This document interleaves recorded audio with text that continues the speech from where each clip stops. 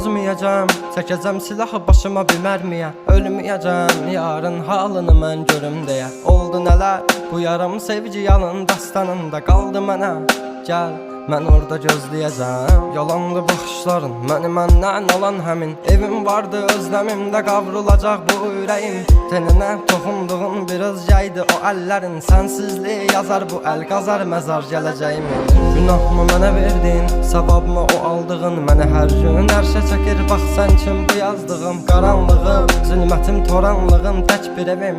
Sən idin alan məndən, etdi batdı gülüşləri. Dərinlərdə yaz vardı, gözlərimdə yaş aldı. Taqəti məndən yarım çox yorulmuşam. Dünənin qaranlığında, sabahın bir şəfəqində. Hər şeyə avunduğumdan ağrımla çox oyanmışam. Sevginə deyil bu yollar, ölümlə burun burunayam. Məni sən anlamırsan, anlayacaq çox adamım var. Yazıldı yar